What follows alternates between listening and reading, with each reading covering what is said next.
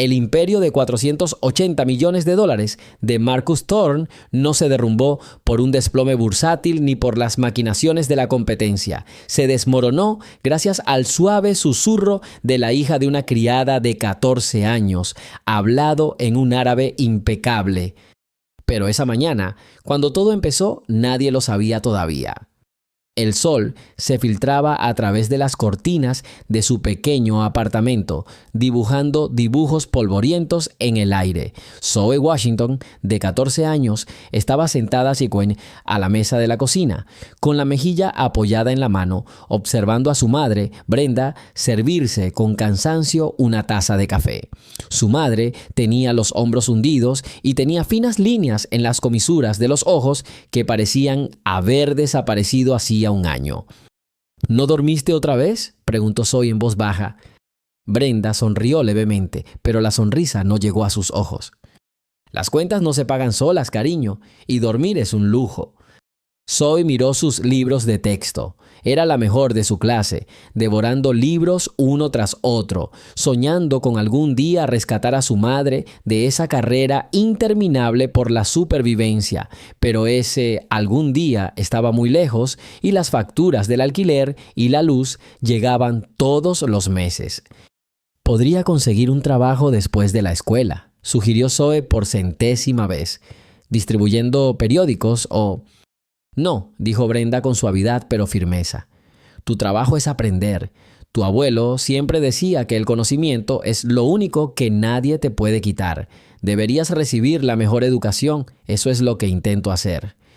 La mención de su abuelo conmovió a Zoe. Elijah Washington. Era más que un abuelo para ella. Era el mundo, alto y guapo, de mirada sabia y voz serena, había pasado la mayor parte de su vida en el cuerpo diplomático en Oriente Medio. Había fallecido hacía 2 años, pero su presencia se sentía en cada libro, en cada historia que le contaba. Fue él quien le enseñó árabe. Para otros niños habrían sido garabatos extraños e incomprensibles, pero para Zoya eran música. Su abuelo nunca la obligaba a estudiar a toda prisa. Jugaban. Él escribió su nombre con ligadura y ella se rió, diciendo que parecía gente bailando. Él le leyó sus poemas antiguos y ella, sin entender todas las palabras, percibió su profundidad y belleza. Este es el lenguaje de la poesía y el honor, Zoe, dijo, sentado con ella en una vieja silla. Las palabras pueden construir puentes o levantar muros. Recuerda, una palabra honesta, dicha a tiempo, vale más que una tonelada de oro. Para Zoe era su secreto, su mundo especial, al que nadie más tenía acceso. Tras su muerte, continuó estudiando por su cuenta, leyendo los libros que él le dejó. Era como hablar con él. De repente, el silencio de la mañana se rompió con un timbre agudo. Brenda dio un salto y corrió hacia el aparato. Zoe vio cómo su rostro se tensaba. Hacía mucho que no recibían buenas noticias por teléfono. «Sí, señora, Thorne», dijo Brenda al teléfono, y su voz cambió al instante. Respetuosa, un poco aduladora. «Sí, claro, entiendo, urgente. Sí, puedo. Estaré allí en 1 hora». La historia está cobrando impulso. Comparte desde donde nos ves y suscríbete. Al colgar, su rostro mostraba una tormenta de emociones, fastidio, cansancio y resignación. «La familia Thorne», susurró, más para sí misma que para Zoe. «Tienen una fiesta esta noche, con un invitado importante del extranjero. Una de las chicas está enferma y necesitan ayuda. Urgente, doble paga». Zoe frunció el ceño. Odiaba que su madre trabajara para los Thorne. Cada vez que visitaba su lujoso ático en lo alto del rascacielos más alto de la ciudad, su madre regresaba agotada. No era el trabajo duro, eran los propios Thorne, Marcus Thorne, el magnate financiero, su esposa Cynthia, una mujer de la alta sociedad, y su hijo Blake, de la edad de Zoe, parecían estar hechos de arrogancia. No hablaban con los sirvientes, daban órdenes a gritos, no se fijaban en la gente, solo veían las funciones. «Mamá, quizás no deberíamos. Trabajaste en la cafetería toda la noche, estás agotada». Doble paga, cariño, repetía Brenda como un mantra. Con eso cubrirás la renta y aún te sobrará algo para tus botas nuevas. Mis turnos en la cafetería no serán suficientes. Ya estaba descolgándose el uniforme de trabajo, pero entonces surgió un problema. Maldición, susurró Brenda llevándose la mano a la frente. La señora Henderson, quien se suponía que te cuidaría, fue a ver a su hermana ayer. Lo olvidé por completo. Se hizo el silencio. Brenda tenía miedo de dejar a su hija de 14 años sola en casa todo el día. Su barrio no era precisamente tranquilo, solo había una salida y a ninguna de las dos les gustaba. Entonces vendrás conmigo, suspiró Brenda con fuerza. Pero te lo ruego, Zoe, haz silencio absoluto. Siéntate en un rincón de la cocina con un libro y no te asomes. Lo importante es que no te vean, sobre todo Blake. Hazte la invisible. ¿Trato hecho? Zoe asintió en silencio, sintiendo una sensación fría y desagradable crecer en su interior. Sabía lo que era ser invisible para los Thorns. Era incluso peor que recibir órdenes. Era como no existir. El ático de los Thorn era como un museo frío. Los ventanales del suelo al techo daban a toda la ciudad, pero no había calidez ni confort en el interior, solo el brillo del mármol, el cristal y el acero cromado. Todo era demasiado grande, demasiado blanco, demasiado sin vida. Cynthia Thorne los recibió en la puerta del escenario, vestida con una bata de seda y oliendo a perfume caro y a irritación. Brenda, por fin, dijo apretando los dientes, sin apenas mirarla. Su mirada se posó en Zoe y una expresión de disgusto se dibujó en su rostro perfecto. ¿Qué es esto? Pedí ayuda, no más problemas. Lo siento, señora. Thorne no tenía con quién dejarla, dijo Brenda rápidamente. Estará muy tranquila. No la molestará en absoluto. Ya me está molestando, espetó Cynthia. Bueno, ya que la trajo aquí, que se siente en la cocina y no toque nada. Y no puedo verla ni oírla. ¿Entiendes? Sí, señora Thorne, balbuceó Brenda. Zoe sintió que se le enrojecían las mejillas de vergüenza. Se pegó a la pared deseando desaparecer bajo tierra. Cynthia le dio a Brenda una lista de instrucciones, enfatizando constantemente la importancia del invitado de hoy. El jeque Khalid Al-Jamil no es solo un invitado, es la clave para un acuerdo de cientos de millones. Todo tiene que ser perfecto. ¿Entiendes, Brenda? Perfecto. Mientras Brenda, con su uniforme, corría por el enorme apartamento, puliendo las superficies ya relucientes hasta dejarlas relucientes, Zoe se hizo un hueco en un rincón de la enorme cocina, que parecía un quirófano. Sacó un libro, pero no podía leer. Las palabras se le nublaban. La humillación que había sentido su madre la quemaba por dentro. Poco después, Blake Thorne entró tranquilamente en la cocina. Vestía ropa deportiva, cara y rebosaba la misma confianza fría que sus padres. Abrió el refrigerador, sacó una botella de jugo de naranja y dio varios tragos largos directamente de la botella. Entonces, su mirada se posó en Zoe. La miró de arriba abajo con perezoso desdén. Su vestido sencillo, sus zapatillas viejas pero limpias, el libro en sus manos. ¿Quién eres?, preguntó como si hubiera visto una cucaracha en su cocina. Yo soy la hija de Brenda, respondió Zoe en voz baja sin levantar la vista. Ah, ya veo, dijo arrastrando las palabras. La hija de la criada. Ten cuidado de no robar nada cuando nadie te ve. Aquí tenemos la costumbre de desperdiciar las cucharas de plata. Sonrió ante su propia broma cruel y salió dejando a Zoe sola. El corazón le latía con fuerza. Quería saltar, gritarle algo hiriente en la cara, pero recordó la promesa que le había hecho a su madre: ser invisible. Apretó los puños con tanta fuerza que se le clavaron las uñas en las palmas y se obligó a hundir la cara en el libro de nuevo. Más tarde, mientras ayudaba a su madre a colocar pequeños bocadillos en bandejas, oyó la voz de Marcus Thorne. estaba hablando por teléfono en la habitación de al lado. Su voz grave, resonante y segura parecía llenar el espacio. «No te preocupes tanto», tronó al teléfono. «El jeque firmará todo lo que haya que firmar. Es un aristócrata de la vieja escuela. Cree en los apretones de manos y en su palabra de honor. Ni siquiera mirará la versión árabe del contrato. Sus abogados están ahí para eso. Y mis abogados, créeme, saben lo que hacen.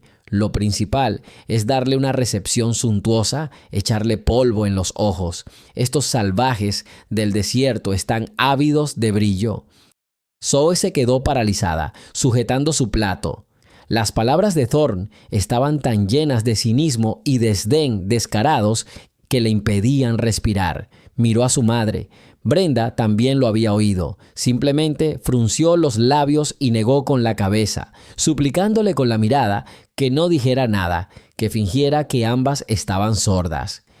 Este era el mundo de los Thornes, un mundo construido sobre la mentira, la arrogancia y la humillación ajena. Y hoy, Zoe y su madre pasarían muchas horas más en este mundo, siendo solo sombras invisibles en el contexto de una festividad falsa ajena. Zoe aún no sabía que una de estas sombras muy pronto adquiriría una voz capaz de destruir este reino de cartón hasta sus cimientos. La hora transcurría dolorosamente lenta como un jarabe espeso. Cada campanada del reloj del recibidor resonaba en la cabeza de Zoe como una alarma sonora. Se sentó en su pequeño taburete de la cocina, intentando fundirse con la pared blanca que tenía detrás. Su madre, pálida y concentrada, se movía casi en silencio, haciendo los últimos preparativos. El aire en el ático estaba electrizado al límite. Parecía que si encendías una cerilla, todo estallaría en llamas. La puerta de la cocina se abrió con tanta fuerza que golpeó la pared. Marcus Thorne se quedó allí, con el rostro morado y los ojos brillantes. «Brenda», ladró y Zoe se estremeció. «¿Qué demonios huele a limón aquí?»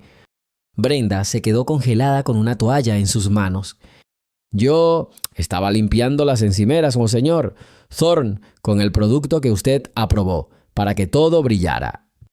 «Reluciente», siseó acercándose. «Aquí huele a restaurante barato. El jeque Al-Jamil es un experto en fragancias finas, no en ambientadores.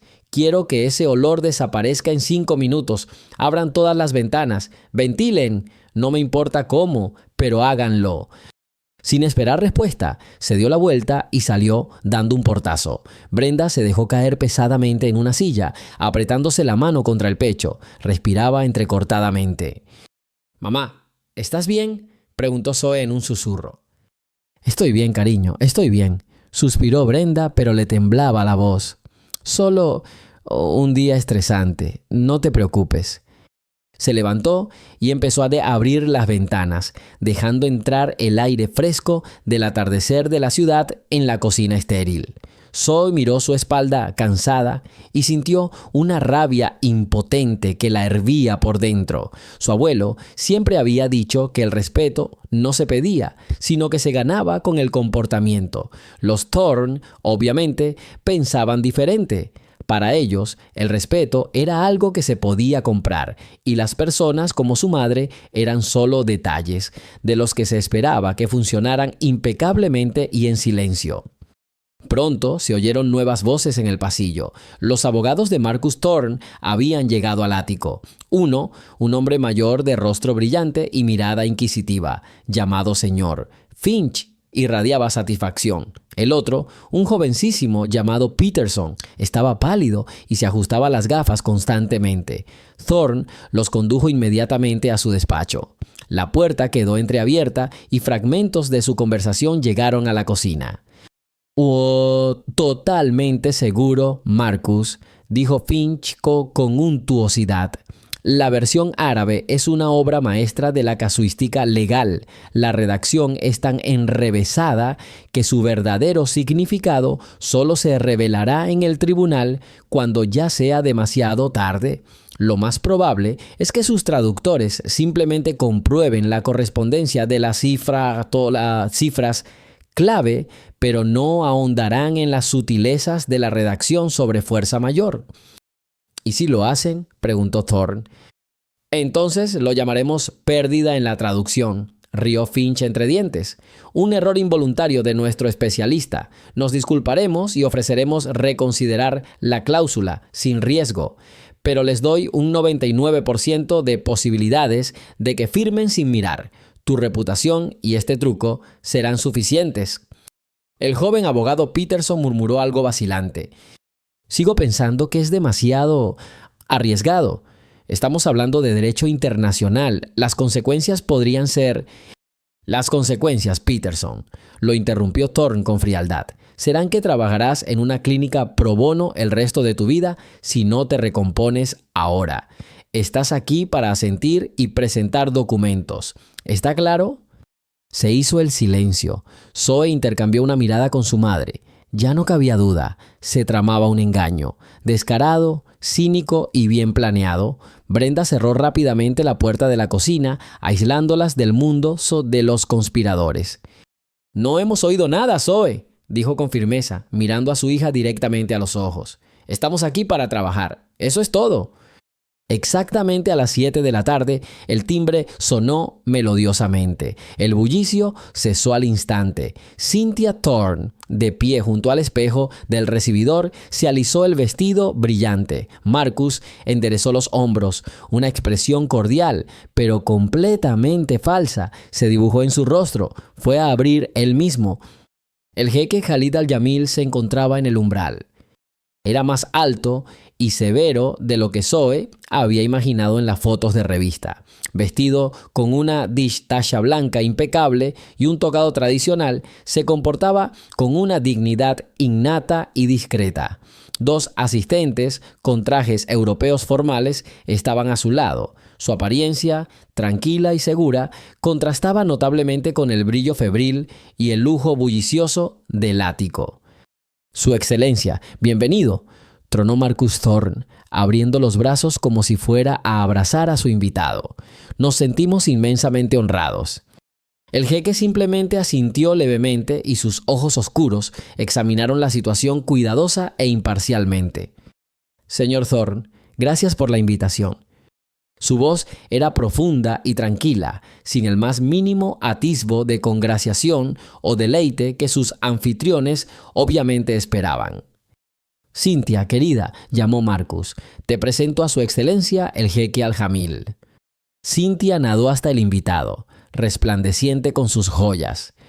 «Nos alegra muchísimo verte», cantó. «Espero que lo disfrutes. Nos hemos esforzado mucho». «Es usted muy amable, señora Thorne», respondió el jeque con serenidad. Los invitados fueron conducidos a una enorme sala de estar con ventanales panorámicos que ofrecían una impresionante vista de la ciudad al atardecer. Brenda ya los esperaba allí con una bandeja de copas y refrescos. Se movió con rapidez y casi imperceptiblemente ofreciendo bebidas a los asistentes del jeque. Él cortésmente declinó la oferta. Zoe se quedó en la cocina. Le habían ordenado que no se dejara ver y no tenía intención de desobedecerlas. Pero la curiosidad la venció. Abrió la puerta entreabierta y observó. Los invitados y anfitriones se sentaron en sillones alrededor de una mesa baja de cristal. Marcus Thorne no dejó de hablar ni un segundo. Los colmó de elogios, habló de sus éxitos y se rió a carcajadas de sus propios chistes. El jeque permaneció la mayor parte del tiempo en silencio, solo ocasionalmente insertando frases cortas y educadas. Se sentó erguido, con las manos sobre las rodillas, y parecía una isla de calma imperturbable en medio de un mar embravecido de falsedad. En un momento dado, uno de los camareros contratados, un joven aparentemente sobreexcitado, se giró torpemente y volcó la bandeja de Brenda. Varios vasos de jugo volaron sobre la costosa alfombra persa. «Idiota», Cynthia sisió tan bajo que solo los que estaban cerca la oyeron. Brenda y el niño se apresuraron a limpiar los fragmentos y secar el charco. «Brenda, trae más bebidas». «Ahora», gritó Marcus por encima del hombro sin apartar la vista del jeque. Brenda entró corriendo a la cocina con las manos temblorosas. «Zoe, cariño, ayúdame», suplicó. «No puedo. Aquí tienes una bandeja con agua. Entra, ponla en esa mesita junto a la pared y sale enseguida. Por favor, agacha la cabeza». A Zoe se le encogió el corazón entrar en esa habitación llena de gente importante y aterradora, pero vio la desesperación en los ojos de su madre. «Está bien, mamá». Juntó toda su fuerza de voluntad en un puño y cogió la pesada bandeja de plata. Al instante le sudaron las palmas de las manos, respiró hondo y salió de la cocina hacia la sala. La sala parecía enorme, las voces y las risas se apagaron por un momento al entrar, pero luego volvieron a empezar. Zoe sintió que la observaban, pero como le había indicado su madre, solo miró a sus pies y al borde de la mesa a la que se dirigía. Se movió de puntillas, intentando no hacer ruido. Allí estaba, la mesa, se agachó con cuidado para dejar la bandeja. En ese momento, Marcus Thorne alzó la voz, atrayendo la atención de todos. Se levantó con un vaso en la mano. «Caballeros, Su Excelencia, antes de proceder a la firma de los documentos que marcan el inicio de nuestra gran amistad y cooperación, quisiera decir algunas palabras». Zoe se quedó paralizada con la bandeja en las manos, temerosa de moverse y llamar la atención. Estaba atrapada. «En los negocios, como en la vida», dijo Thorne, mirando fijamente al jeque, «no hay nada más importante que la confianza. Una palabra de honor, un firme apretón de manos, esa es la verdadera moneda de cambio de los hombres de verdad. Nuestro contrato es solo una formalidad. El verdadero acuerdo lo hacemos aquí, mirándonos a los ojos. Un acuerdo basado en el respeto mutuo y la honestidad absoluta. Nuestro éxito común se construirá sobre esta sólida base». Zoe, de pie a unos pasos de distancia, sintió un escalofrío recorrerle la espalda ante la descarada mentira. Se arriesgó a levantar la vista. Su mirada se encontró con la del jeque Al-Jamil. Él no miraba a Thorne, la miraba a ella. No había sorpresa ni ira en su mirada, solo una curiosidad serena, profunda, casi hipnótica, como si viera algo mucho más grande que una simple niña asustada con una bandeja. Zoe sintió como si él pudiera ver a través de ella, su miedo, su humillación, la rabia que la hervía por dentro. Bajó la vista rápidamente, dejó la bandeja sobre la mesa y casi corrió de vuelta a la cocina, sintiendo su mirada penetrante quemándole la espalda. Aún no sabía que ese breve y silencioso intercambio de miradas era solo el preludio de la tormenta que estaba a punto de estallar.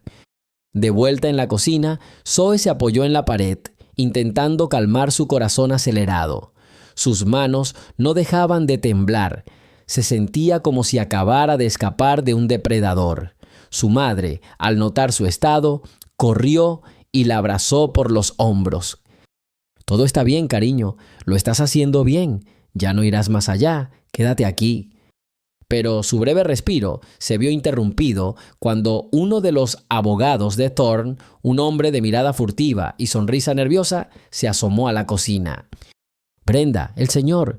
Thorne te pide que retires de la mesa de la sala todo lo innecesario. Vasos, servilletas. Están a punto de firmar documentos. No necesitamos nada que interfiera. Rápido, por favor». El rostro de Brenda se ensombreció. Acababa de sufrir la humillación de los vasos rotos y no quería volver a estar en esa habitación. Miró a Zoe y luego a sus manos temblorosas. «No puedo. Se me va a caer algo otra vez», susurró casi inaudiblemente. Miró a su hija con súplica. «Zoe, cariño, te lo pido por última vez. Entra y recoge los vasos vacíos de la mesa.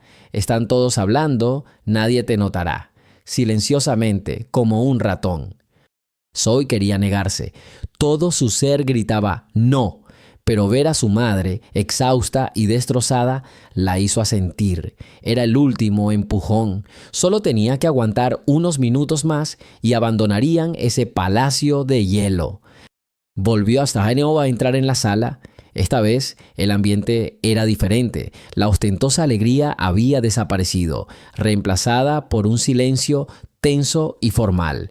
Todos los negociadores estaban sentados a una enorme mesa de madera oscura. Marcus Thorne se sentaba a la cabecera y el jeque Al-Jamil frente a él.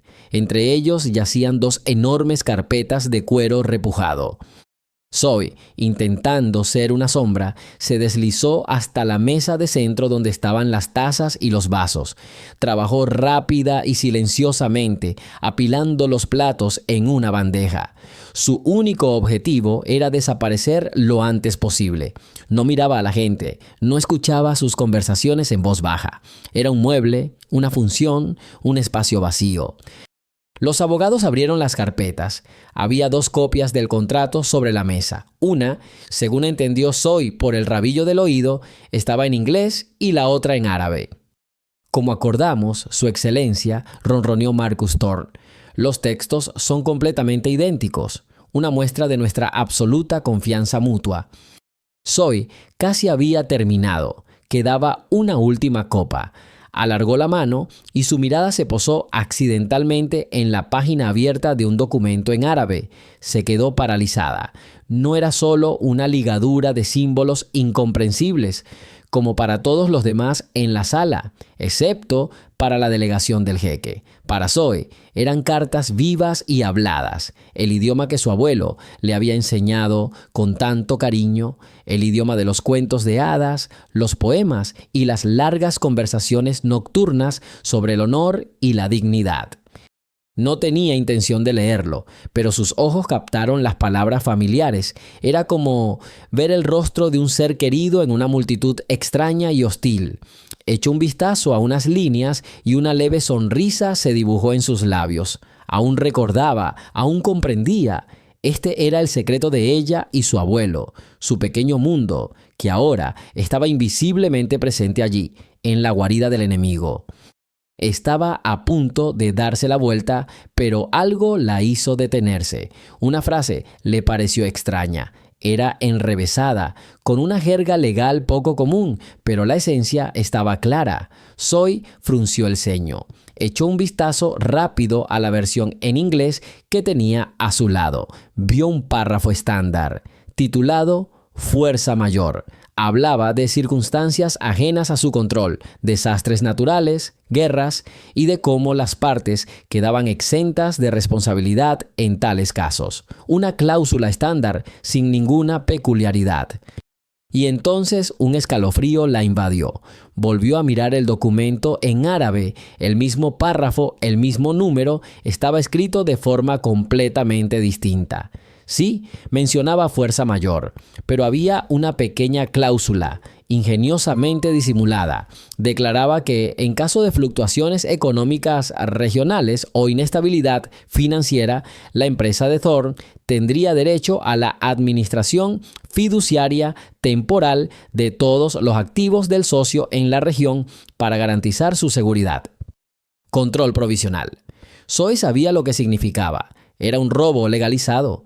Cualquier pequeña fluctuación en la bolsa, cualquier cambio en los precios del petróleo, podía llamarse fluctuaciones. Y entonces todo el imperio multimillonario del jeque en la región quedaría bajo el control absoluto de Marcus Thorne. No se trataba de una simple estratagema legal. Era un engaño brillantemente concebido y monstruosamente vil. La bandeja tembló en sus manos, los platos tintinearon suavemente, la sangre desapareció de su rostro, se quedó allí, paralizada por el horror de su descubrimiento. ¿Qué debía hacer? ¿Guardar silencio? ¿Fingir que no había visto nada? Claro que tenía que hacerlo. No era asunto suyo. Si decía una palabra, Marcus Thorne destrozaría a su madre, estarían en la calle, los convertiría en polvo y ni siquiera se daría cuenta. Vio a uno de los asistentes del jeque, un hombre canoso con gafas, leyendo atentamente la versión árabe. ¿Acaso no se daría cuenta? Pero entonces Zoe se dio cuenta. La trampa estaba tan hábilmente escondida entre las complejas y engorrosas formulaciones que se necesitaría más que una lectura rápida para detectarla, sino una revisión minuciosa de varias horas. Y el asistente obviamente confiaba en sus abogados, quienes ya habían aprobado el texto, simplemente estaba revisando la forma general. Bueno, creo que ya hemos cumplido con todas las formalidades, dijo Thorne con una sonrisa satisfecha, cogiendo un bolígrafo caro con plumín de oro. Permítanme ser el primero en sellar nuestra unión. Firmó ambas copias y con un gesto amplio empujó los documentos hacia el jeque. Sí, Excelencia, ahora le toca a usted hacer historia.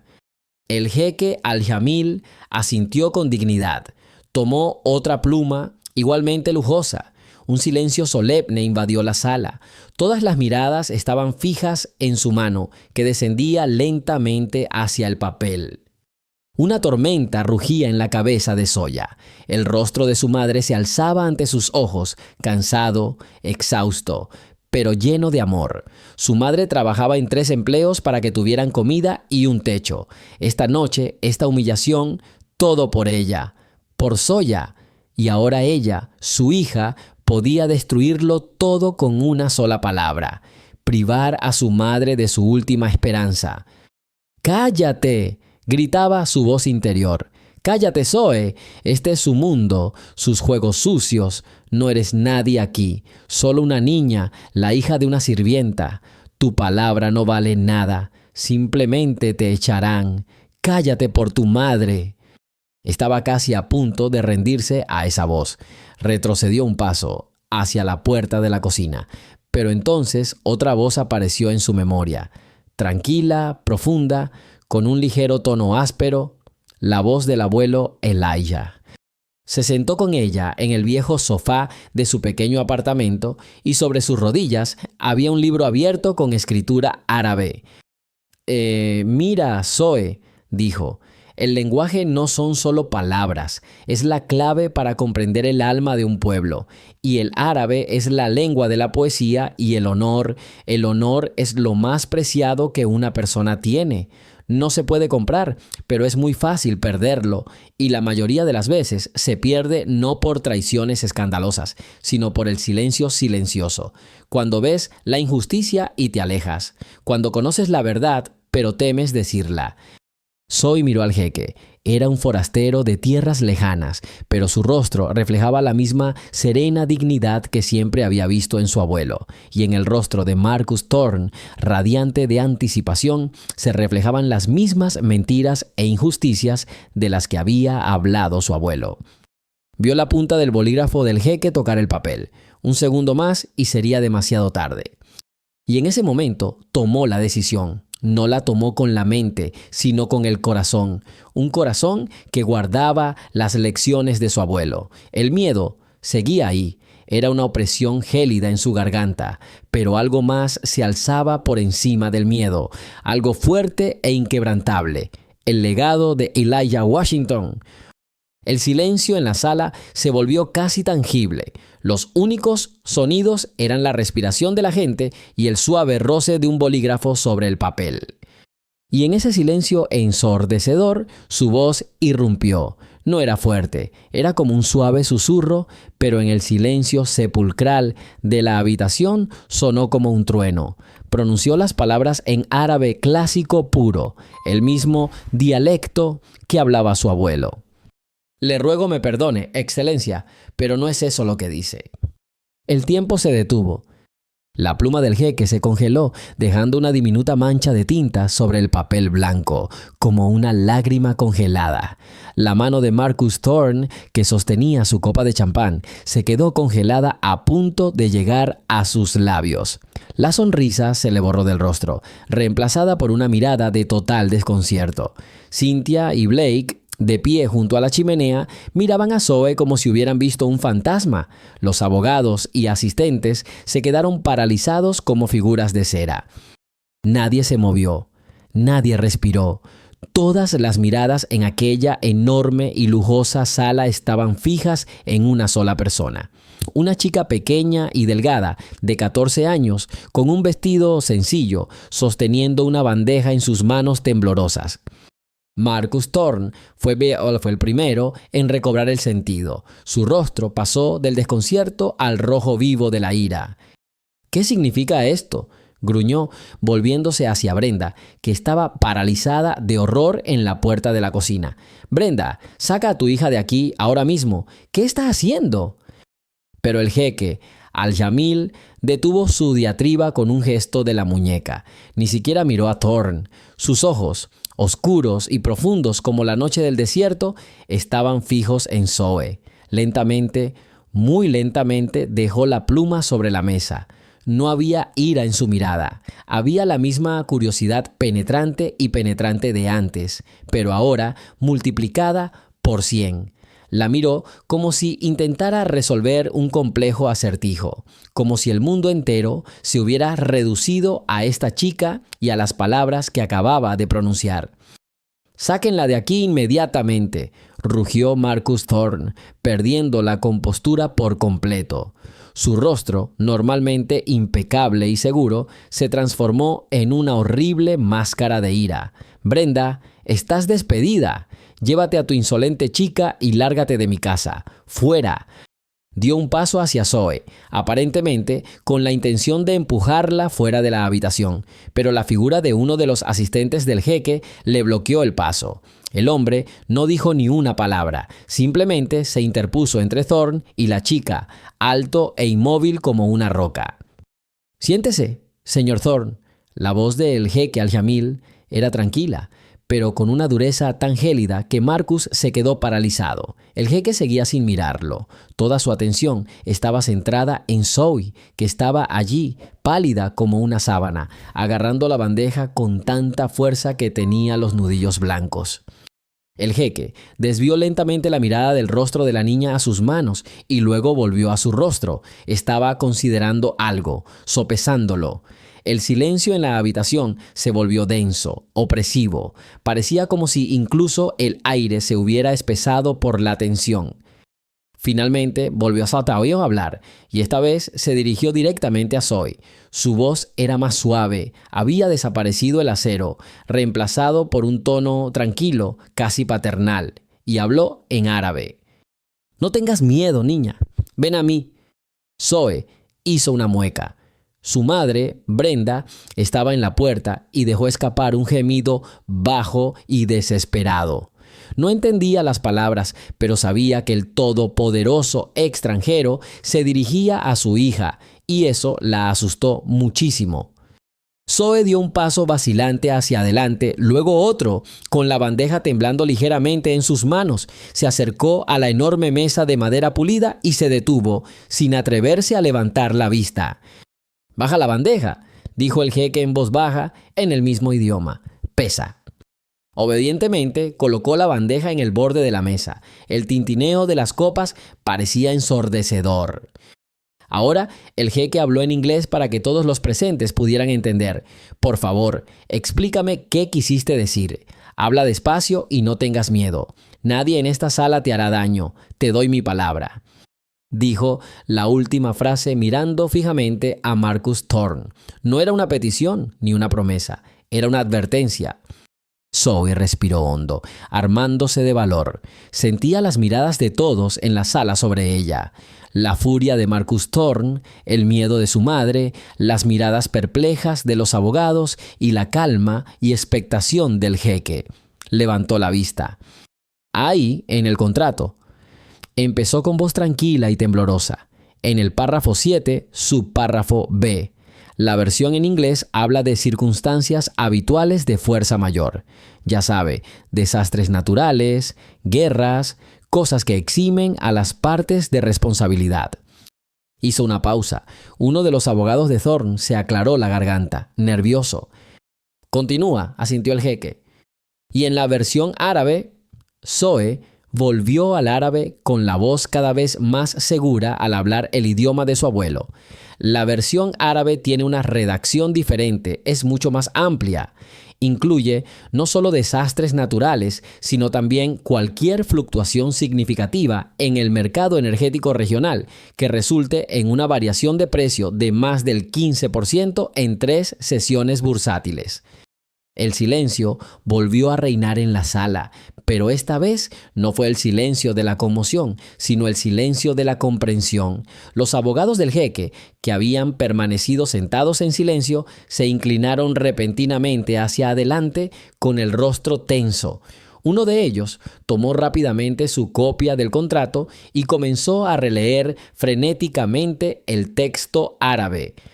¿Qué crees que significa eso?, preguntó el jeque, aunque su rostro delataba que ya lo había entendido. Solo quería oírlo de ella. Sí, significa, respondió Zoe, volviendo al inglés para asegurarse de que Thorne fuera el afectado, que según este acuerdo, si el precio del petróleo bajara o subiera bruscamente, lo cual ocurre con bastante frecuencia, se consideraría que su empresa, su excelencia, ha interrumpido la cadena de suministro y según el párrafo siguiente, todos sus activos regionales, que sirven como garantía del acuerdo, quedarían bajo administración temporal de la empresa del señor Thorne para estabilizar la situación, pero el acuerdo no especifica una fecha límite para esta administración temporal. Ella guardó silencio. Todo estaba dicho. La simple y fea verdad quedó expuesta sobre la mesa como una carta marcada. El abogado del jeque, tras terminar de leer, levantó la vista. Tenía el rostro ceniciento. Miró a su amo y asintió levemente. Era justo lo que había dicho la muchacha. Una trampa legal ingeniosamente disimulada, calculada para que la versión árabe fuera menos examinada que la inglesa. Una artimaña insultante, basada en la suposición de que eran perezosos y desatentos. Marcus Thorne supo que todo había terminado. Su rostro palideció. Intentó decir algo para salvar la situación. Esto es un malentendido, un error de los traductores. Lo corregiremos todo de inmediato. Es solo que... Silencio, espetó el jeque. No alzó la voz, pero la palabra fue como un látigo. Thorne guardó silencio, con la boca abierta. El jeque al-Yamil se recostó en su silla, miró a Zoe un buen rato y su mirada era una mezcla de sorpresa, admiración y algo más que ella no podía comprender. Vio más que una simple chica inteligente. Vio valentía, vio honor, las mismas cualidades que valoraba por encima de todas las riquezas del mundo. «Has salvado a mi familia de un gran problema y una gran vergüenza, hija», dijo por fin, volviendo a hablar árabe. «Nunca lo olvidaré. Pero tengo una pregunta más importante para ti. ¿Quién te enseñó a hablar así la lengua de mis antepasados? Tu pronunciación es impecable. Solo quienes crecieron en el corazón de mi país hablan así». La mirada de Zoya se suavizó. El miedo desapareció y una cálida tristeza lo reemplazó. Pensó en el viejo sofá, en los libros con escritura árabe, en el rostro amable y arrugado.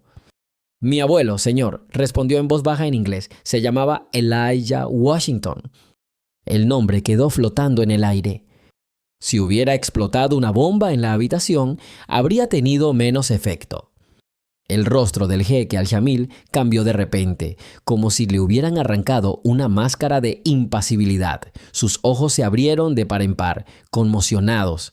Se inclinó hacia adelante apoyando las manos sobre la mesa y su voz, antes tranquila, sonó ronca y tensa. «¿Elijah Washington? ¿Dijiste Elijah Washington?» Era diplomático. Trabajó en la embajada de Abu Dhabi hace muchos años. Alto, de mirada amable y canas en las sienes. Zoe asintió, atónita. ¿Cómo podía este hombre poderoso conocer a su abuelo? Sí, es él, pero murió hace 5 años. El jeque cerró los ojos. Por un instante, su rostro permaneció indefenso, abierto. Se pasó la mano por el rostro, como si borrara una telaraña invisible. Al abrir los ojos, había lágrimas en ellos. Miró a Zoe, pero parecía que no la veía a ella, sino a otra persona, alguien de un pasado lejano. «No lo puedo creer», susurró. «Después de todos estos años, no lo puedo creer». Se volvió hacia su asistente principal y le dijo algo rápido en árabe. El asistente sacó rápidamente una billetera de su maletín y se la entregó al jeque. Con manos temblorosas, el jeque la abrió y sacó una vieja fotografía desgastada por los pliegues de un compartimento secreto. La colocó con cuidado sobre la mesa y se la acercó a Zoe. «¿Es este tu abuelo?» Zoe se inclinó. La fotografía descolorida mostraba a 2 jóvenes de pie frente a un fondo de dunas de arena. Uno era un joven árabe sonriente con túnica blanca y el otro era su abuelo, joven de unos 30 años, con un traje claro, con una sonrisa familiar y amable. Nunca lo había visto tan joven. Sí, susurró sin poder apartar la vista de la fotografía. Él, el jeque Al-Yamil, se reclinó en su silla y miró a la gente atónita en la mesa, con la voz temblorosa por la emoción reprimida. Este hombre, Elijah Washington, salvó la vida de mi padre. Hizo una pausa para dejar que las palabras calaran en sus oídos. Marcus Thorne lo miró con horror, empezando a comprender vagamente el abismo en el que acababa de caer.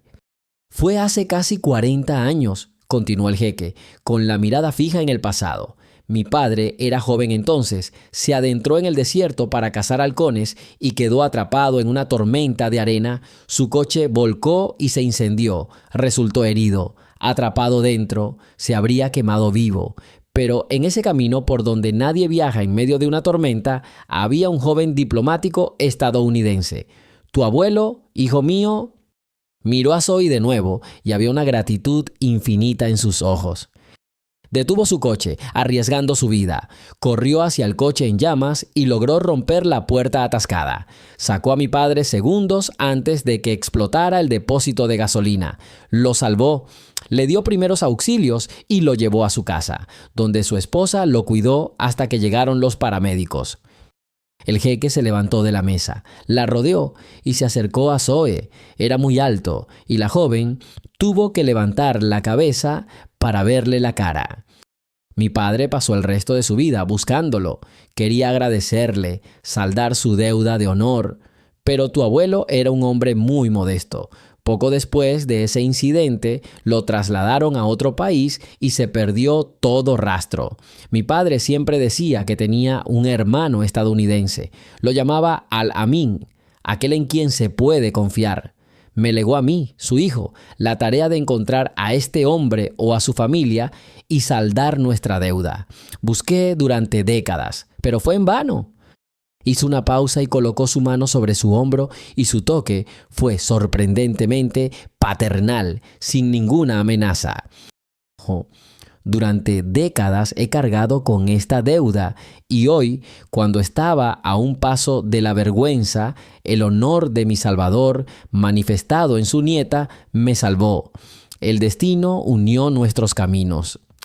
Con estas palabras se giró lentamente. Su rostro, que acababa de estar lleno de calidez y gratitud hacia Zoe, se transformó en una máscara gélida al posar la mirada en Marcus Thorne.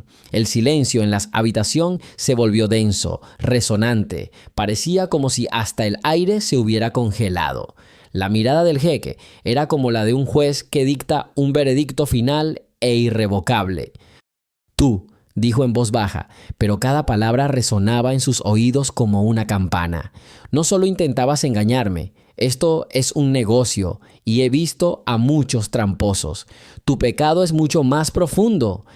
Marcus Thorne abrió la boca para hablar, pero las palabras se le ahogaron en la garganta. Su rostro, habitualmente arrogante y engreído, se había vuelto ceniciento. Parecía un hombre que contemplara un abismo abriéndose bajo sus pies. Tú, en tu propia casa, te atreviste a humillar e insultar a la nieta del hombre a quien mi familia debe la vida. La trataste a ella y a su madre como si fueran polvo. Creíste que tu riqueza te daba derecho a pisotear el honor ajeno, pero te equivocaste. Te encontraste con un honor que jamás soñaste. El jeque dio un paso hacia la mesa, recogió ambas copias del contrato y sin mirarlas, las partió lenta y ostentosamente por la mitad, una y otra vez. Los trozos de papel cayeron sobre la costosa alfombra persa como cenizas sobre las ruinas. No habrá acuerdo, dijo el jeque Al-Yamil con frialdad, ni hoy ni nunca. De hecho, me aseguraré de que todo el mundo empresarial sepa cómo hace negocios, señor Thorne. Les diré que su palabra no vale nada y que sus contratos son una trampa para los crédulos. Les contaré su intento de engaño. Blake, su hijo, observaba con total desconcierto, aún incapaz de comprender la magnitud del desastre. «Espere, excelencia», exclamó Marcus por fin, dando un paso al frente. Esto Esto es un terrible malentendido, un error de los abogados. Los despediré inmediatamente, lo arreglaremos todo. —¿Y lo arreglarás? Había una risa amarga en la voz del jeque. Ya no arreglarás nada. Creíste que vine por tu tecnología, pero vine porque me lo recomendaron por ser una persona con una reputación impecable. ¡Qué ironía! Se volvió hacia Brenda y Zoe y su rostro se suavizó instantáneamente. Sí, señora Washington, no se preocupe. Su trabajo en esta casa ha terminado. A partir de ahora, usted y su hija están bajo mi protección. No permitiré que les afecte ni la más mínima parte de los problemas que están a punto de azotar a esta familia. Mi asistente se pondrá en contacto con usted mañana por la mañana. Saludó con la cabeza a sus hombres. La delegación se levantó en silencio, sin decir una palabra más, sin siquiera mirar a la familia Thorne. El jeque y su séquito se dirigieron a la salida. En la misma puerta se detuvo y, sin darse la vuelta, pronunció sus últimas palabras en esta casa. Un hombre que no respeta a una madre que trabaja por su hijo no merece respeto, ni confianza, ni riqueza. Lo ha perdido todo, señor Thorne, y solo puede culpar a su orgullo. La puerta se cerró detrás de ellos. En el silencio que siguió, se oyó a Marcus Thorne respirar agitadamente. Estaba de pie en medio de la sala, contemplando los jirones del contrato en el suelo. Su imperio, la obra de su vida, acababa de ser condenado a muerte. Cynthia fue la primera en derrumbarse. —¿Qué has hecho, Marcus? —siseó con la voz temblorosa de rabia y miedo. —¿Qué has hecho? Lo has arruinado todo, nuestras vidas. —¡Cállate! —rugió, volviéndose hacia ella con el rostro desencajado por la ira. Todo esto es por tu culpa, por cómo tratas a los sirvientes y por culpa de tu maleducada niñata —señaló a Blake. Si no hubieras obligado a esa chica a hacerlo, se habría callado. —Yo —chilló Cynthia—, le diste este contrato. Eres un idiota codicioso y arrogante. Tuviste abogados que te advirtieron que era demasiado arriesgado. Blake, al darse cuenta finalmente de que su mundo familiar se estaba derrumbando, intervino con su habitual descaro. —¿Qué tiene que ver esto conmigo? Solo es la hija de una criada. Deberían haberla echado de aquí. ¿Por qué la dejaste hablar? —¡Cállate, mocoso inútil! —le gritó Marcus apretando los puños. No has trabajado ni un solo día en tu vida. Solo sabes malgastar mi dinero. Dinero que nunca volveremos a tener. Sus gritos resonaron por todo el enorme ático, ahora con aspecto de mausoleo. Brenda, aún de pie contra la pared, tomó la mano de Zoe con sigilo e, intentando no llamar la atención, la arrastró hacia la salida del servicio. Salieron del apartamento, dejando atrás a una familia que habían visto empezar a desmoronarse. El estrecho pasillo de servicio estaba oscuro y olía a metal caliente. Los conductos de ventilación zumbaban como tubos de órgano al rojo vivo. La puerta se cerró de golpe tras ellos y el cristal volvió a resonar con las voces entrecortadas de los Thorne. Brenda se detuvo, apoyó los omóplatos en la fría pared y por primera vez esa noche se permitió exhalar como si hubiera estado expulsando todo el día de su pecho. —Vámonos —dijo en un susurro y sujetando a Zoe por el codo, la condujo hacia el montacargas. En la curva se toparon con el mayordomo, un jorobado canoso con puños de plata que había vivido en esta casa más tiempo que cualquier matrimonio y había visto más de lo que nadie había oído. Miró a Zoe un instante, no a su uniforme ni a la bandeja, que ya no estaba con ella, sino a su rostro, donde aún se reflejaba una pálida determinación, como una fina capa de aceite sobre el agua después de una tormenta. —Por aquí, señora Washington —dijo en voz baja, como si no le hablara a una subordinada, sino a una mujer herida. Este ascensor es más rápido. Puso el dedo en el panel y las puertas se abrieron suave y silenciosamente. Dentro, todo estaba tan limpio como una caja esterilizada.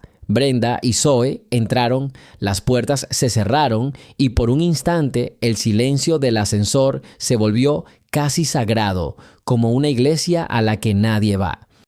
«Gracias, señor Allen», susurró Brenda antes de que las puertas se cerraran por completo. Él asintió. Había una extraña mezcla de arrepentimiento y reconocimiento en el gesto, como si saludara a algo que aún no tenía nombre. La cabina descendió. Los números de los pisos se iluminaron como brasas. 71, 70, 69. En el piso 48, el ascensor se estremeció de repente y se detuvo. Una tenue señal resonó en el techo. El aire se volvió viscoso por un segundo, como si el ascensor se hubiera llenado de jarabe. «¿Qué pasa?», susurró Zoe. «Espera», Brenda presionó el botón del lobby.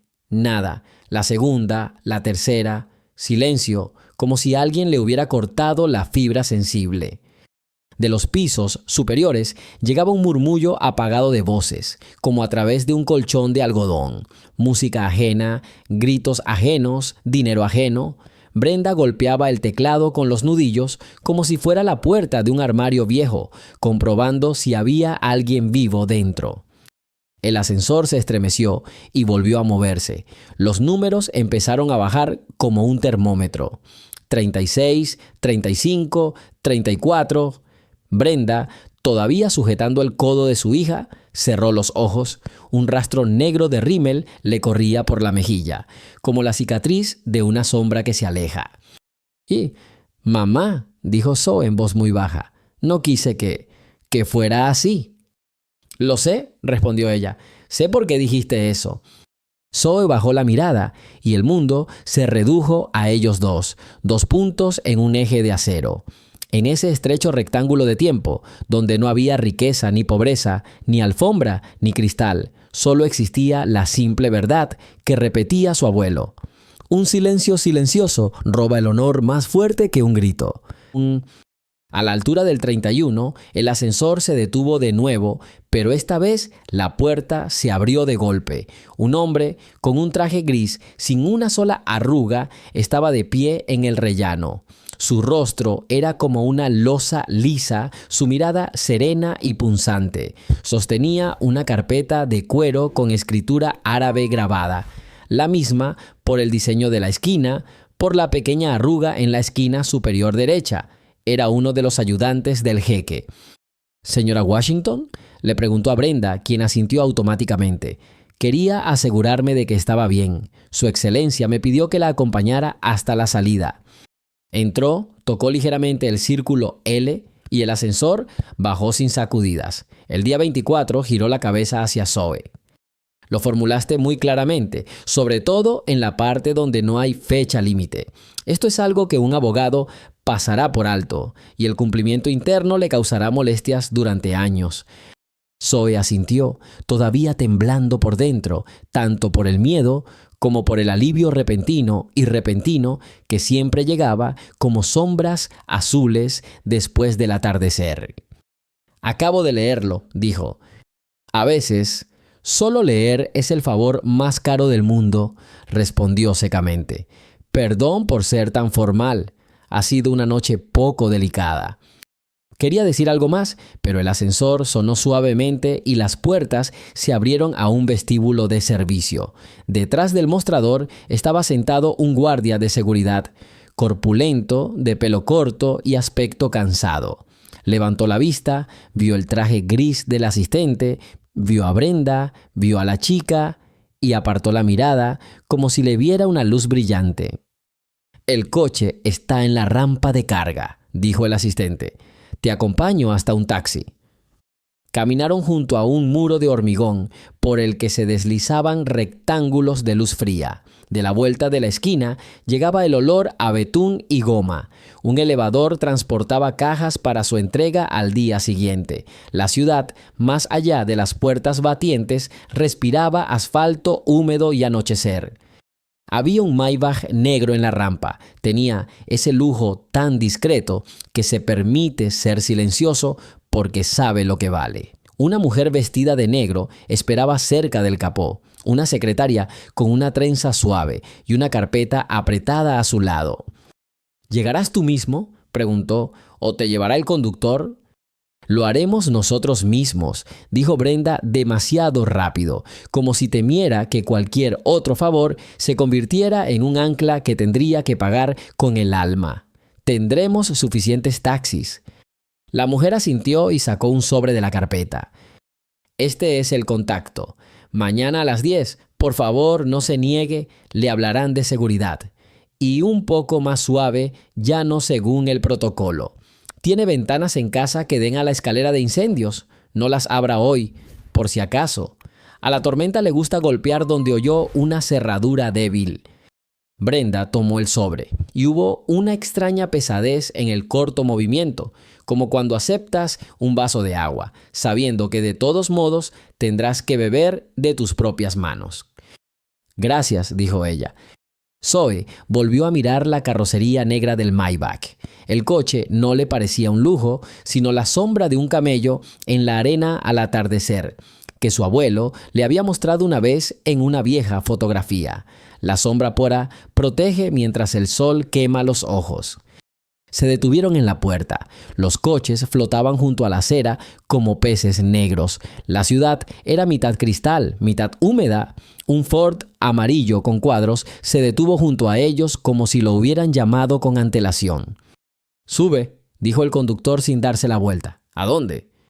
22 Brook Street, respondió Brenda en voz baja. Cerraron la puerta de golpe y el Ford se incorporó al tráfico. El ruido de la ciudad resonaba por el techo como grava sobre hierro. Zoe apretó el sobre contra su pecho. «Mamá», dijo, «si nos hubieran echado, si...» Dudó. «Te lo habría dicho de todos modos». Brenda sonrió levemente, una sonrisa tan llena de orgullo que quiso ocultarla para que no se rompiera. «Lo sé», dijo ella, y aún así tenía miedo. Condujeron en silencio. Fila tras fila de luces pasaban por la ventana, como líneas de una carta ajena. El pasado los pasaba sin preguntar. En un cruce, el Ford se detuvo, y en ese instante una camioneta negra se acercó a la acera. Dentro iban 3 personas, 2 jóvenes con chaquetas idénticas y un conductor con el volante agarrado. La mirada del segundo era ardiente, como la de alguien que corre sin saber a quién persigue, pero con un miedo terrible de detenerse. «¿Lo viste?», susurró Zoe. «Lo vi», respondió Brenda sin voltear la cabeza. La ciudad siempre está observando, a veces se hace la ciega. En la siguiente cuadra doblaron hacia la calle Brook. Su casa era un cajón viejo con una puerta descascarillada y un intercomunicador que apenas funcionaba. El pasillo olía a sopa y detergente del día anterior, como si alguien hubiera intentado borrar un viejo recuerdo. El apartamento los recibió con oscuridad y silencio. Brenda encendió la lámpara. La lámpara parpadeó como el ojo de un vigilante cansado y se iluminó. En la cocina, todo estaba en su lugar. Tazas, un taco de cuchillos, una nota de un vecino. «Revisa la gasolina mañana a las 7, no lo olvides». Zoe se quitó las zapatillas y oyó el crujido de los granos de arena bajo la suela, restos de la alfombra de otra persona pegados a su trasero. «Siéntate», dijo Brenda. «Bebe un poco de agua». Zoe se sirvió una copa y de repente vio su rostro reflejado en el cristal. Pálido como la leche y serio como la firma de otra persona. Sus manos aún temblaban, pero el temblor ahora era por el frío, nervioso, silencioso, como el aire helado. «Mamá», dijo, «¿qué pasará con ellos?» Brenda hizo una pausa y miró el sobre la mesa. Un rectángulo blanco, como una hoja de papel en blanco en la que alguien estaba a punto de escribir un nuevo nombre. «¿Con esos de arriba?», aclaró. Zoe asintió. «No lo sé», dijo Brenda con sinceridad, como si fuera la última palabra honesta del pueblo. «Pero sé que cada palabra tiene un precio. Tu palabra era valiosa, la de ellos puede ser demasiado valiosa para ellos». El teléfono sonaba, el suyo, el viejo, con la grieta en la esquina. Brenda dio un salto, mirando fijamente la puerta. El teléfono sonaba y sonaba como si alguien golpeara una cuchara contra una cacerola vacía. Lo contestó. ¿Sí? Sí, señora. Se quedó paralizada, petrificada, escuchando el brillo vidrioso de la voz de Cynthia Thorne en el auricular. Las palabras eran afiladas, frías como cuchillos, amenazas, promesas de «te arrepentirás», exigencias de «vuelve mañana a cobrar tu paga». «Ya no trabajamos para ti», dijo Brenda con calma, y en esa calma estaba ese «te daré de comer» matutino, cuando no hay nada en casa, pero aún así lo dices y se cumple. Si tienes alguna pregunta sobre el pago, escríbeme. Adiós. Colgó y ambos guardaron silencio un momento. Entonces Brenda entró en la habitación, descolgó su chaqueta y la guardó con cuidado en el armario, como si hubiera cerrado un viejo rollo. «Vístete y acuéstate», dijo. «Mañana va a ser un día largo». «¿Te vas a dormir?», preguntó Zoe. «No», respondió Brenda. Me sentaré a escuchar la ciudad». Zoe entró en su pequeña habitación, donde las estanterías sostenían mundos alienígenas como las presas retienen el agua. Se sentó en el borde de la cama y cogió un libro, el que le había dejado su abuelo. Poemas cuyas letras fluían como dedos sobre cuerdas. Pero no sabía leer, las palabras flotaban y cada sonido desde la ventana era como un paso. Dejó el libro, apagó la luz y se acostó, escuchando a su vecino de la derecha en la pared darse la vuelta en su cama chirriante y a su izquierda a alguien que se colaba en la cocina a beber agua. Brenda estaba sentada en un taburete de la cocina, mirando el sobre. Dentro había una hoja de papel, seca y sin adornos, con un número de teléfono e instrucciones breves, sin promesas ni palabras largas. Guardó el sobre en el armario junto a la bufanda y el bordado antiguo de su madre, de esas cosas que la gente solo tiene donde guardar en su corazón. Afuera de la ventana, el viento aullaba suavemente, levantando el cristal con frialdad. A lo lejos, al norte, pasaba un tren. La ciudad pasaba las páginas de la noche como un libro grueso donde se esconden flores secas entre las páginas. El recuerdo de días que olían diferente. En el piso 72, donde el cristal y la piedra aún buscaban reflejos, ya no olía a nada diferente. Olía a miedo mezclado con ira. Finch, el abogado principal, que hacía media hora había estado hablando de una obra maestra de la casuística, estaba de pie junto a la ventana, lamiéndose los labios resecos. Su teléfono vibraba sin cesar, como un animalito asustado en el bolsillo. Reenvió cartas, interrumpió llamadas, inventó fórmulas, error técnico, desafortunado malentendido. Las versiones no coincidían. El traductor es un contratista, lo rechazamos. Las palabras se doblaron como alambre, pero el alambre no remendó los agujeros del cristal, solo los rayó. Peterson, un joven abogado, estaba de pie en el pasillo con una carpeta apretada contra el pecho, como un niño con una mochila en la puerta de una casa desconocida. Podía oír a Marcus en la sala siseándole a Cynthia cortando el aire con su voz aguda, a Blake golpeando la mesa con el puño, golpeando porque era lo único que sabía hacer cuando le quitaban su juguete. Peterson pensó en la cláusula que había leído 3 veces esa mañana, pero no dijo nada. Si hubieran dicho, pensó, me habrían despedido. Ahora probablemente me despedirían de todos modos, de no ser por no haberlo dicho. En la puerta principal, en la puerta de servicio, Allen, el mayordomo, se quitó lentamente los guantes blancos. Sus diminutos botones de nácar tintinearon suavemente sobre el mármol, como pequeñas lágrimas. Recordó una tarde de hacía 15 años, cuando una mujer con un hijo adolescente, aún no Cynthia, otro, entró por esas mismas puertas y lloró, ahogando los sollozos con la mano, porque llorar nunca había sido bien recibido en esa casa. Allen lo sabía. En las casas donde llorar estaba prohibido, más tarde las paredes lloraron. El jeque y su delegación ya bajaban en otro ascensor, el que no se detiene en los pisos intermedios sin una llave especial. En el coche, la secretaria escribía en silencio mensajes breves. 2 iban a Londres, 1 a Nueva York, otro a un pequeño pueblo junto al mar, donde vivía un hombre que nunca se exhibió, pero que una vez resucitó al heredero de otra persona con solo inspeccionar a tiempo los frenos de un viejo Land Rover. Eso sería otra historia, pero las deudas de honor tienen raíces interconectadas. Marcus regresó a su oficina y cerró de golpe la tapa de su portátil como si quisiera que el mundo dejara de actualizarse. Llamó a uno de sus viejos amigos, un hombre canoso con el que llevaba años jugando al golf. El teléfono sonó 3, 4, 5 veces y saltó el buzón de voz. Llamó a otro, el que solía contestar a las 3 de la mañana. Estás en la otra línea. Las líneas del mundo se acortaban sin él.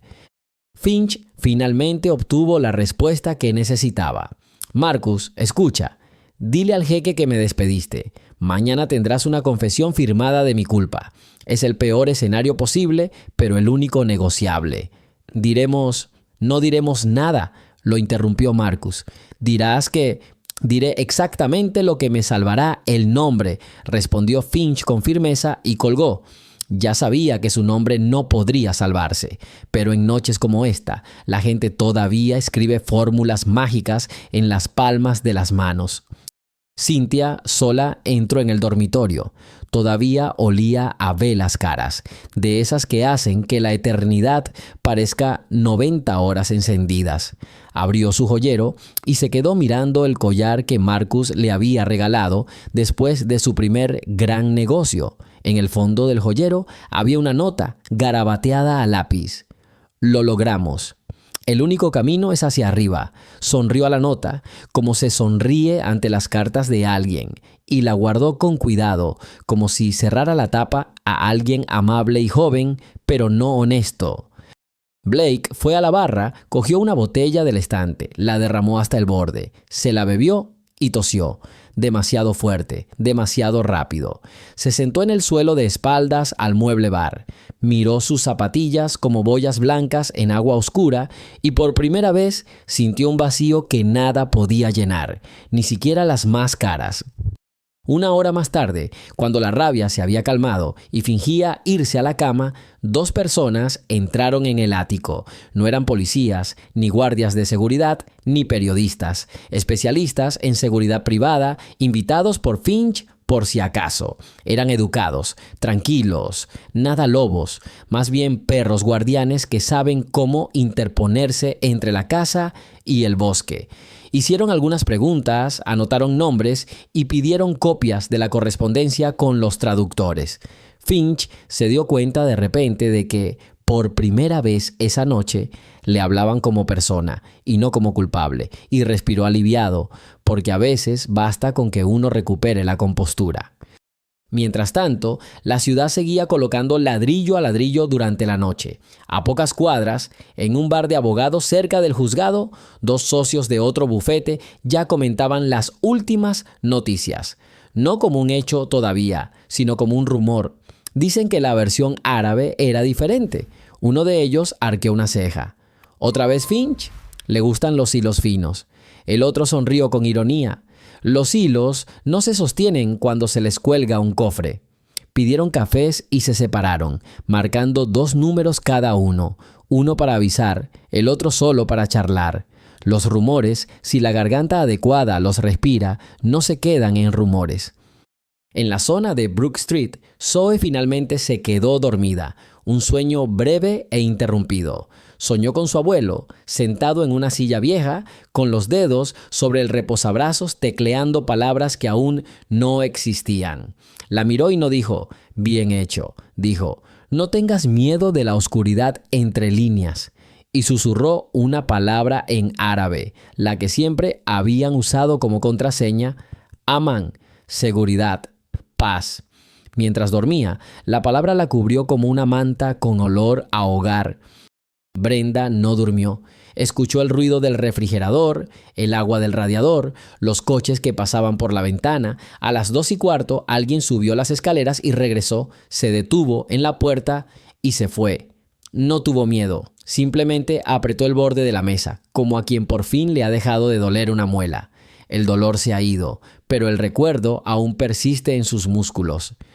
Alrededor de las 3 recibió un mensaje de texto en su teléfono, breve y seco, en inglés.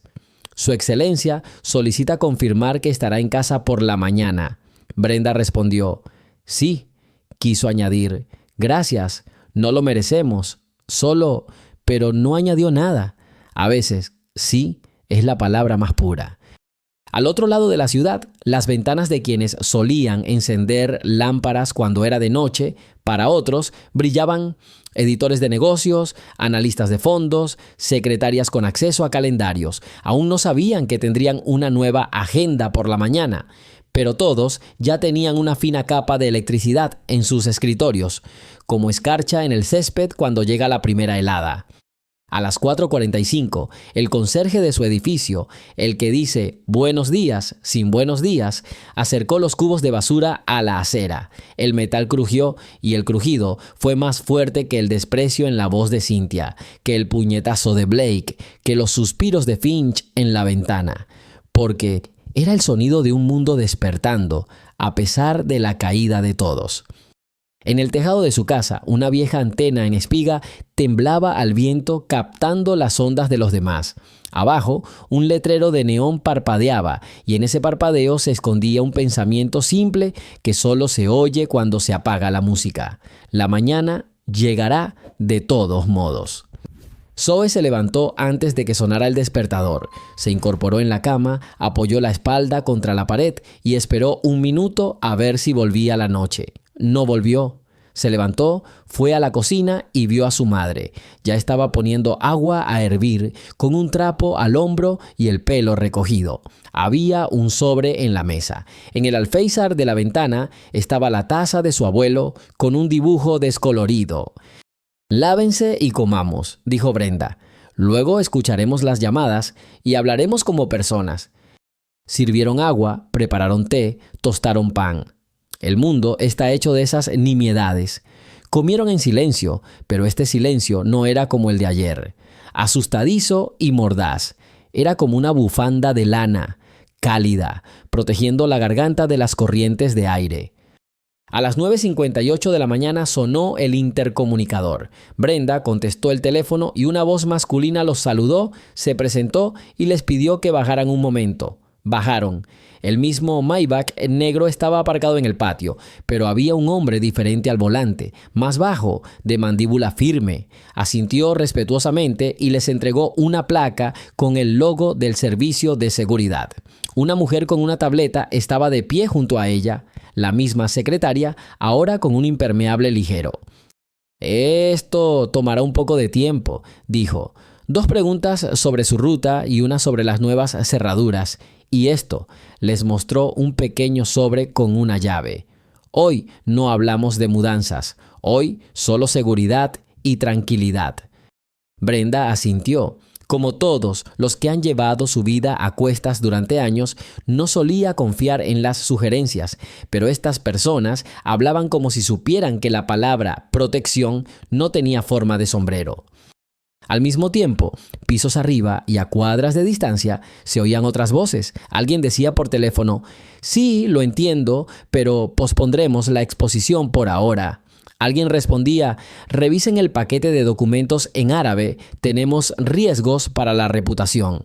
Alguien escribía, «Cancelen el almuerzo de mañana». Estas voces aún no eran fuertes, pero ya formaban un coro. Y, como suele ocurrir, los movimientos invisibles eran más rápidos que los visibles. Mientras el conserje hacía rodar las latas, mientras el té se enfriaba en las tazas, mientras la secretaria marcaba la casilla cerraduras, reemplazar, el nombre Khalid apareció en el teléfono de la persona con la que Marcus no había podido contactar. Contestó al primer timbre. La conversación no duró mucho. No hubo amenazas ni peticiones. Había una historia lo suficientemente corta como para no convertirse en leyenda y lo suficientemente larga como para convertirse en un hecho en la mente del que la escuchaba. La historia de cómo un mensaje se convirtió en 2 y cómo una chica resultó ser más fuerte que una habitación de cristal y piedra. Después de la llamada, el hombre del otro lado colgó, echó un vistazo rápido a su lista de contactos y priorizó 3 nombres. Uno era de una fundación, otro de un banco y el tercero de un editor de confianza. No dijo superar, ni salvar, ni quemar, dijo congelar. Y a veces esa es la palabra más aterradora. La caída llegó más rápido de lo que nadie podría haber imaginado. El jeque Al-Jamil no fanfarroneaba, no necesitó convocar una conferencia de prensa ni lanzar acusaciones públicas. Llamó a un viejo amigo, el gestor de uno de los mayores fondos de inversión del mundo. Simplemente le contó la historia de cómo lo habían engañado y cómo lo había salvado el honor de la nieta de un héroe, olvidado hacía mucho tiempo. La historia, rumoreada en los círculos financieros más altos, resultó más letal que cualquier ataque público. La reputación lo es todo, y la reputación de Marcus Thorne quedó destruida de la noche a la mañana. A la mañana siguiente comenzó el colapso. Los socios que habían estado adulando a Marcus el día anterior dejaron de responder a sus llamadas. Las acciones de su empresa, que parecían una roca inquebrantable el día anterior, se desplomaron. Al mediodía llegó un aviso oficial informando de que la Comisión de Bolsa y Valores, SEC, lo estaba investigando por fraude. Marcus estaba sentado en su oficina, con la cabeza entre las manos. El teléfono de su escritorio no paraba de sonar con inversores y miembros de la junta directiva furiosos. Ya no era un rey, era un leproso. En casa le esperaba otra ronda de infierno. Cynthia, al darse cuenta de que sus tarjetas de crédito estaban bloqueadas y que su vida de lujo habitual había terminado, se puso histérica. Gritó que lo dejaba, que era un fracasado, que le había arruinado la vida. Blake, privado de acceso a su fondo fiduciario, se comportó como un animal salvaje enjaulado, destrozando muebles y culpando a su padre de todo.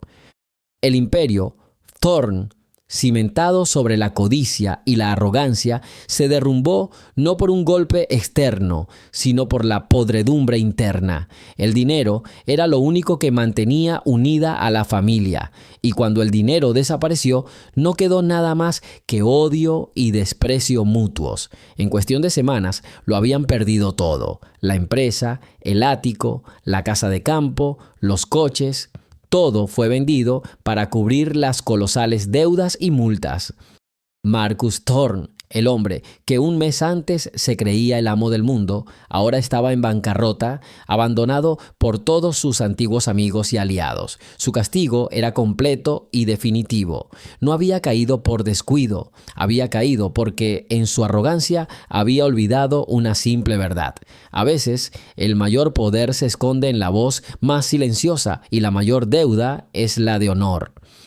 2 días después, con el colapso del imperio Thorne aún resonando en las noticias financieras, llamaron a su pequeño apartamento. Brenda, nerviosa, abrió la puerta con aprensión. No era un alguacil ni un ex jefe enfadado quien estaba allí, sino un hombre alto y distinguido, con un traje elegante, cuyo rostro recordaba vagamente. Era el asistente del jeque Al-Jamil. «¿Señora Washington?», preguntó con una cortés reverencia. «Su excelencia, el jeque Khalid Al-Jamil, les pide a usted y a su hija que le hagan el honor de aceptar su invitación para conocerlo». Brenda se quedó paralizada, agarrando la manija de la puerta. Toda su vida había sido una lucha y no estaba acostumbrada a que personas de su posición la buscaran. «Nosotros no hicimos nada», balbuceó, pensando que se trataba de algún error o, peor aún, de una trampa. «Al contrario», respondió el hombre con suavidad. «Has hecho mucho. Por favor, no tengas miedo. No se trata de problemas, sino de gratitud». El encuentro tuvo lugar en la lujosa suite del hotel donde se alojaba el jeque. Los recibió no como suplicantes, sino como invitados de honor. Zoe se sentó junto a su madre, erguida y en silencio, pero sus ojos ya no reflejaban el miedo que la había paralizado en el ático de los Thorne. El jeque se dirigió a Brenda con un profundo respeto que no le había visto en muchos años. Señora Washington, la he llamado para informarle que la deuda de honor de mi familia con su padre, Elijah Washington, finalmente puede ser pagada. Oh. Su Excelencia, mi padre hizo lo que su corazón le dictaba. No pedimos nada, respondió Brenda con firmeza, aunque con voz temblorosa. Su orgullo era lo único que le quedaba. Lo sé, asintió el jeque. Por eso, aceptar mi regalo no significa humillarse. Negarse sería devaluar la obra de su padre e insultar la mía. Su hija me salvó de un hombre deshonesto. Demostró una valentía que los hombres adultos envidian. Este es el legado de su abuelo, y quiero asegurarme de que este legado perdure. Puso una carpeta con documentos sobre la mesa. Estos son los documentos para una casa en una zona tranquila de la ciudad. Es tuya. Tiene 3 habitaciones, un pequeño jardín y, lo más importante, seguridad. Nunca más tendrás que trabajar para personas que te faltan al respeto. También he abierto una cuenta a tu nombre que te garantizará total independencia financiera. Brenda miró los papeles con incredulidad. Luego al jeque. Se le llenaron los ojos de lágrimas, pero no eran lágrimas de dolor ni de humillación, sino de un alivio que nunca imaginó que sentiría. Yo no sé qué decir. No hace falta decir nada, dijo el jeque con una sonrisa. Luego se volvió hacia Zoe. Y para ti, jovencita, tengo algo más importante que el dinero. Él le entregó otra carpeta. Torres he creado la Fundación Educativa Elijah Washington. Su propósito es ayudar a niños talentosos de familias humildes a recibir la mejor educación del mundo. Y tú serás la primera becaria. Cualquier universidad del mundo que elijas recibirá financiación. Dime, Zoe, ¿cuál es tu sueño? ¿Qué quieres ser?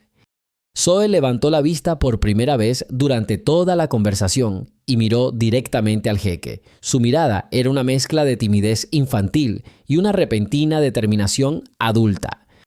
Quiero estudiar idiomas, dijo en voz baja pero con claridad, y relaciones internacionales. Quiero entender cómo funciona el mundo y ayudar a la gente a encontrar puntos en común, como mi abuelo.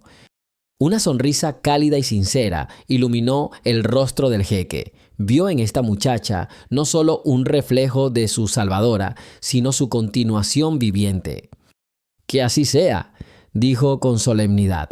El mundo necesita gente como tu abuelo y gente como tú. Desde ese día, la vida de la familia Washington cambió para siempre. Se mudaron a una casa espaciosa y luminosa, donde Brenda pudo respirar con libertad por primera vez en muchos años. Ya no tenía que contar cada centavo ni aceptar trabajos humillantes. Se dedicó por completo a la casa y a su hija, rodeándola con el amor y el cuidado que Zoe tanto merecía. El jeque Al-Jamil cumplió su palabra. Se convirtió en algo más que un simple mecenas para Zoya. Se convirtió en un mentor. Mantenían correspondencia frecuente y cuando él estaba en la ciudad se reunían y pasaban horas hablando con ella sobre política, historia y cultura. Veía en ella una mente aguda, un corazón puro y la inquebrantable esencia heredada de su abuelo. La trataba con calidez y respeto, viendo en ella no una deuda del pasado, sino una esperanza para el futuro. Ha pasado un año. Zoe estaba sentada en su habitación, bañada por la suave luz del atardecer. Las paredes estaban cubiertas de estanterías llenas de obras de historia, lingüística y diplomacia en varios idiomas. Se preparaba para asistir a una de las mejores universidades del país. En su escritorio, con un sencillo marco de plata, reposaba la misma fotografía que el jeque le había regalado. Un joven y sonriente Elijah Washington junto al padre del jeque en el desierto.